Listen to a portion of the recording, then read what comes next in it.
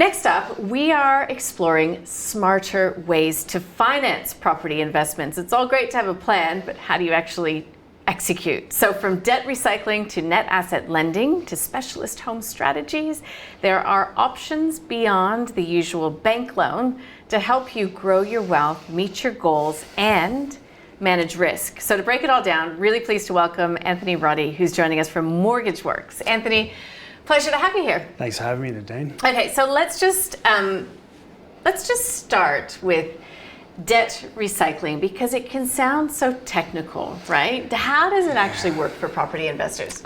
Well, it does sound technical, and we tend to do that in the finance industry. I think when reflecting prior to coming on today, I think when I got into the advice piece, probably going back 15 or 17 years ago in accounting, we just called this correct structuring, right? Yeah.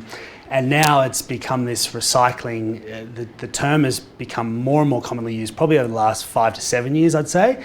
And it's really gathered pace in the last 2 to 3 years. I've been fielding questions about it a lot. Okay. And it does sound technical, but really it's a very, very simple process around structuring of debt, where effectively, rather than having servicing income producing assets out of cash investments, you do it by way of borrowing against a non-income producing asset, like a family home, for example. Mm-hmm. So there's really common, the most probably common example would be a mum and dad type investor who have got a lot of their equity tied up in the family home. They might have, for example, a $1.5 million loan against that property. And they've got $500,000 in the offset account. They've been doing everything right and paying down the loan, accumulating their savings. Now they've realised they want to diversify a little bit, and rather than actually going and drawing the $500,000 out of the offset account to buy the income producing shares in the stock market or whatever it might be, we actually restructure that loan to either pay down the loan, which is probably the best way to do it from a technical standpoint, particularly if you're not getting advice, would be to pay down the loan and then actually go to the bank and say, I'd like to take out a new loan for $500,000 with a specific investment purpose. That's very clear. If the ATO ever does come knocking on the tax authorities, that's very clear that loan had a very clear purpose of investing, and which makes the interest tax deductible. Alternatively, you could split that loan into two. So actually transfer the money onto the loan, split it again, have everything very well documented at the time that you split the loan as to why you're doing it. So there's a very clear paper trail, so that when you go and reinvest that money into the stock market, you get a tax deduction for the interest. Okay. What is the main attraction to that? That is being able to, boost your investment pool? That's it? Well, effectively, if in scenario A, where an individual just draws the money out of their offset account, they go and buy $500,000 worth of shares. Now they're paying interest on $500,000 more on their home loan, because previously they were only paying interest on $1 million because they had $500,000 offset on the $1.5 million loan. Now they're paying interest on $1.5 million against that home loan, and they're not getting any tax deduction for the interest. By going through scenario B, where they either pay down the loan and then re-borrow it for an investment purpose, or if they split the loan appropriately, they're now picking up a tax deduction for that extra $500,000 in interest, the interest that they're paying on that portion of the loan. So they're paying the interest either way, but it's whether or not you're getting a tax deduction for it. So, in that example, $500,000, if you look at the tax deductibility of the interest, it's what interest rates of 6%. It's sort of $30,000 a year in tax deductibility interest against those investments. At the top marginal tax rate, it's almost a $15,000 benefit annually. So there's a very clear benefit for doing it. It's a fairly simple structuring technique or process. But I think some of the stuff that I've been sent from people, whether it be through social media, things that they've seen on social media, or things that have been bandied around at the pub, or whatever the scenario might be, it's definitely been overcomplicated over time. So who is best suited to a debt recycling strategy? Are there people who would be very well suited? Are there those that should steer clear? Well, you need two things. To be suitable, you need two things. You need an owner-occupied property with a non-deductible debt against it, so non-tax deductible debt against it. You must have that, or otherwise you're not recycling anything. And you need cash. So you need the cash to put into the loan to then re-borrow and change the purpose of those borrowings. So you need those two elements. If you have those two elements, you're suitable. Whether or not it's suitable for the specific individual, and I think it's probably more on the investment piece where people are suitable or not suitable, as opposed to how they structure the debt, is probably a question for a financial planner or a licensed professional in that area. But certainly from the structuring piece, it's pretty straightforward. But you obviously, as I said, you should get some advice around the proper steps to take. When it comes to net asset lending, so how does this differ from more traditional sort of income-based borrowing? Yeah, so net asset lending is something we're seeing. Well, this has always been around, right? But typically it's been limited to lenders that would charge a significantly higher interest rate. So you might have an individual that has a very strong balance sheet, they've built up net assets over a long period of time, had a successful business, what have you, and now they've retired. So the income piece is largely gone. Okay, so they've sold out, had a big liquidation event out of a business, or whatever the scenario might be. They might have some sort of passive income, but the banks, the typical top tier lenders, shade that income very heavily, whether it's deeming rates on dividends, the shaded as investment income, or even pension income drawn from a self-managed super fund. Might be shaded quite heavily from the banks or not accepted at all. So typically these borrowers who are very sophisticated and successful in their own right, and asset rich, they don't actually have the income that someone with a significantly lesser net asset position in a younger income bracket, younger age bracket rather, that has the income on the books, the earning income on the books. So they haven't been able to access that level of borrowing that someone in a probably a weaker position has been able to access. And so we've been restricted to using lenders that were sort of outside the mainstream, that would take a commercial approach to this type of borrower and say, well, we can see that they've been successful. We know their strategy. It's highly unlikely they're going to make an error here. So we'll lend to them, but it's typically been at a much higher interest rate. Now, we've been seeing more and more of this, right? So I think the bigger banks, particularly through their private banking divisions and whatnot, are saying there's definitely a fairly large pool here. When you look at the high level statistics of that baby boomer demographic, between 60 and 80 years of age, and the amount of many of our viewers, that's right, and the amount of private wealth that is actually tied up in that bracket, and a lot of them aren't working, and they've got passive income streams, they'd be very, very comfortable with a level of debt that they actually couldn't technically service by typical responsible lending regulations and calculations. They'd be very comfortable with that debt because they know they've got a very clear plan for putting it to use in maybe a liquidation or a construction project or whatever it might be.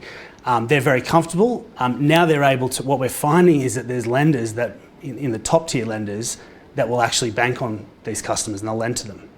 Which is pleasing, because we're getting those customers that are sophisticated and have done very well, whilst they don't fit in the typical mould of responsible lending guidelines.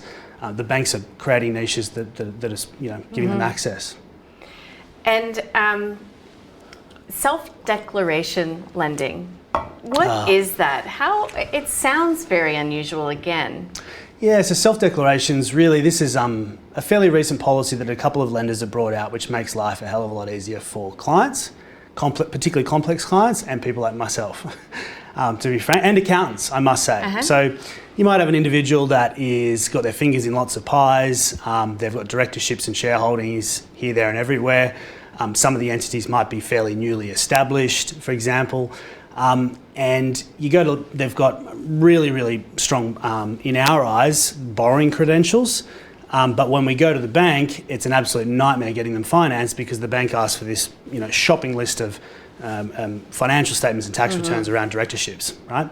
Now, the issue we've had, and this has been coming up more and more, particularly with accountants, is we go to the accountant and we say, look, can we please get a letter stating that these entities are, either non-trading or they're trading profitable, meeting their obligations and don't have debts to financial institutions, for example. And the answer we're getting more and more from accountants, and I've even had some of my accountant friends and clients, referral partners, call me and say, I've had a client that's called me and asked me to sign this letter, and I'm not entirely comfortable because I was at a PD date recently, and apparently it could be an insurance issue if the information I put on the letter is incorrect, and I'm not 100% sure. I mean, I'm pretty sure, but I'm not 100% sure. So we're seeing this pushback from accountants saying, well, until I've got basically all the information, I'm not signing the letter. So basically, we've got to go and get all of the information, and it can hold applications up for residential lending applications up for months, for entities which are either dormant, newly established, or have a very limited purpose and are completely not detracting from the borrower's overall creditworthiness. So what the banks have done, again, there's a couple of lenders that have, and typically it is a couple of lenders that will sort of take a more commercial approach and then others follow suit over time. Yeah, they pave the way. Exactly, yeah. So we've seen a couple of lenders now say, well, if we've got a scenario like that, we're happy for the client to self-declare that those entities are meeting their obligations. We don't need anything from the accountant. We don't need anything from the broker. Some do like a broker declaration, so they push the responsibility onto us. Exactly. But the banks are comfortable, except a couple of lenders are comfortable, but I think a lot more will go this way, accepting significantly reduced verification from these clients, which is, as I said, it's convenient and it's positive. Yeah, okay, so there are safeguards in place though. This is not in any way, foolhardy. No, and the banks wouldn't be going in this direction if they didn't have enormous amounts of historical data to support that they were making a sensible decision. So they've probably had a look at and they might have done a case study, credit or risk. The risk department might have done a case study or taken a sample size of 100 clients that fit this type of category, and they've looked at them, each of those entities, those groups, and said there's clearly a pattern here where we don't need to get this additional information. They were held up for months, and then we ended up approving the loan. They bought the property. They've never missed a repayment. Yeah. What are we slowing the process down for? So I can only think that the advent of AI is going to make that whole risk mitigation piece much quicker and much robust. Yeah. But that's a whole nother conversation. Yeah, definitely.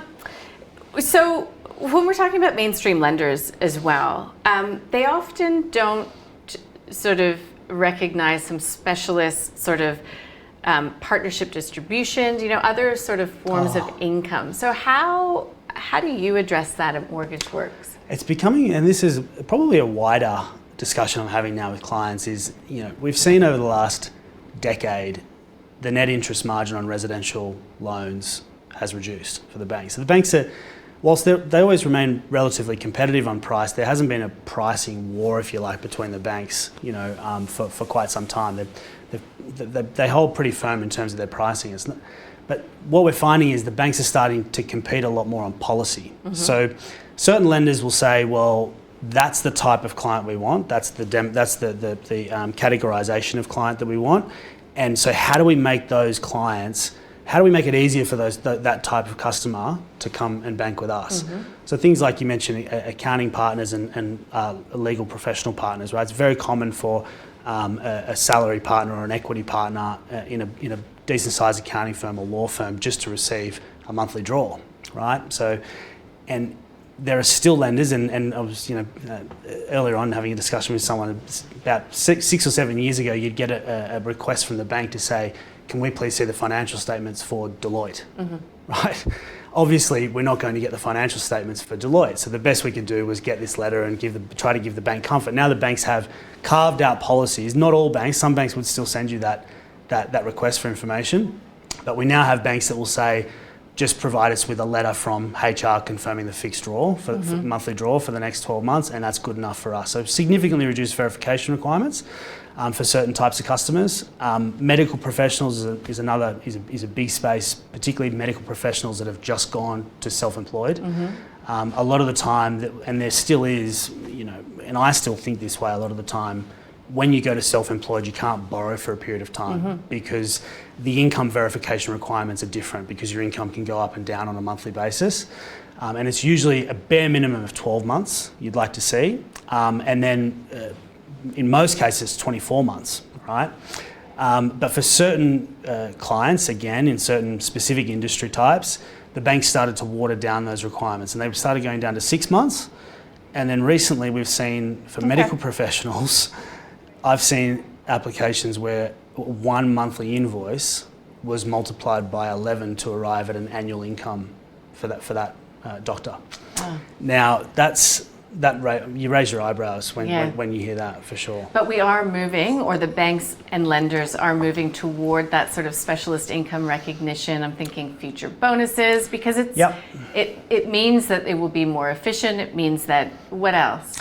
Well, a big one, future bonus income is probably less common, I would say. RSU is a big one. It's restricted stock units. So it's almost now unusual for an employee working in either the tech industry or the banking industry not to have restricted stock units as part. It's almost forms part of ordinary time earnings. Now, typically the banks just haven't included that income for servicing purposes, even though it's received consistently. Quite often it's increasing year on year, and we're asking the banks to take the historical data, so even a lower figure than what is reasonable on an ongoing basis. And the banks just haven't taken it into account. They've just taken the old cash bonus, cash-based salary, any commission income. They just take that income on a historical basis. But now we're seeing a couple of banks, again, take a more commercial approach and say, well, if that, and again, they would have looked at sample sizes of employees moving between employers in these spaces and saying, well, this income tends to continue year on year, even if they leave and go to another employer in the same space. It's usually the quid pro quo is that they're going to get a similar deal, right? Yeah. So the banks are now saying, well, we can rely upon this income, and so they will take the historical RSU income, and they shade it by different factors, and different lenders have slightly different processes of recognising that income, but yeah, it's very helpful. Well, your recall on all of this is amazing. I'm very impressed. So I do have an audience question, if you don't mind, that we can get to. This is from Lauren. She's saying, is net asset lending suitable if I'm self-employed? Well, if you're self-employed, the likelihood of you using net asset lending is probably less common, I would say. We would probably be looking, first of all, to see if we could get your loan approved based on your self-employed income. But we do see individuals, for example, that might be self-employed and they've got their business over here, quite separated from their personal lending, and they might want to buy a specific asset and have that asset considered by the lender on its own, in its own right, standalone, in isolation. In that instance, net asset lending might be suitable for the individual. But as with all these situations, it's completely case by case. A lot of the time, the banks do want to see a minimum net asset level before they'll even consider this type of approach. So it is very case by case, and you've got to position it correctly to a lender. So I think that opens it up to a nice question just to end. Like, what is MortgageWorks? Who do you work with? What's your goal? Just tell us a little bit about you. I'd say we're a boutique mortgage broking company in Surrey Hills. We service clients Australia-wide, of course. Our type of client is probably on the higher net wealth individual scale, more complex requirements than an individual, most individuals I'd say in the market. We provide tailored solutions specifically to meet the needs of customers that have difficulties a lot of the time. Yeah. And you love what you do? I do. I just find it amazing. Yeah. Well, it's ever changing, that's for sure. Yeah, so. Anthony, thank you for joining us. Really appreciate it. Thanks, Anthony.